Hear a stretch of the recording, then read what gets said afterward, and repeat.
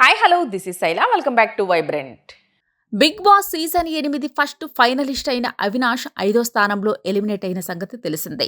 Title పై చాలానే ఆశలు పెట్టుకున్న అవినాష్ ని ఆడియన్స్ ఏమాత్రం కరుణించలేదు. టాప్ 5లో లీస్ట్ ఓటింగ్ రావడంతో అవినాష్ మొదటిగా ఫినాలే నుంచి అవుట్ అయ్యాడు.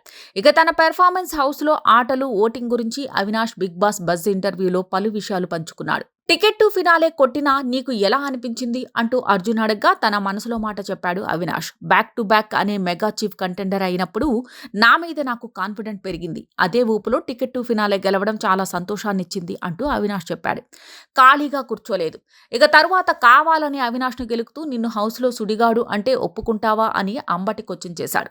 దీనికి నేనేం ఖాళీగా కూర్చుంటే ఫస్ట్ ఫైనలిస్ట్ కాలేదు, చాలా కష్టపడి టాస్కులు గెలిచాను, జనాన్ని ఎంటర్టైన్ చేశానంటూ అవినాష్ చెప్పాడు. అలానే ఏదో పాజిటివ్ వైబ్ పాజిటివ్ ఎనర్జీ నా వైపు ఉంది కాబట్టి నేను ఇక్కడి వరకు వచ్చానంటూ అవినాష్ అన్నాడు. దీనికి కాస్త సెటైరికల్ గా అర్జున్ డైలాగ్స్ వేశాడు.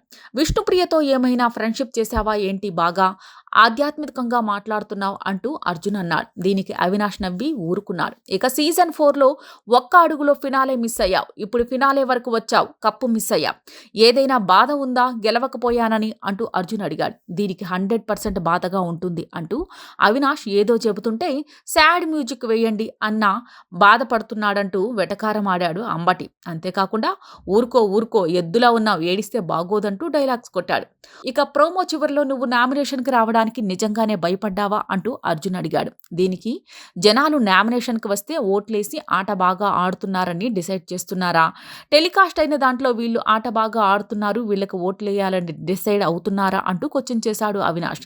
దీనికి కూడా నువ్వు బయటికెళ్ళాక నీ ఆట నువ్వు చూసుకుంటే తెలుస్తుంది అంటూ అర్జున్ అన్నాడు. దీంతో ఆడాను కాబట్టే 17 మంది బయటున్నారు, నేను టాప్ 5లో ఉన్నా అంటూ పంచిచ్చాడు అవినాష్. ఇక 5వ పొజిషన్లో బయటికి రావడానికి కారణం నాకు ఓట్ బ్యాంక్ లేకపోవడమే అంటూ అవినాష్ తేల్చి చెప్పాడు. ఇలాంటి లేటెస్ట్ అప్డేట్ కోసం చూస్తూనే ఉండండి వైబ్రెంట్.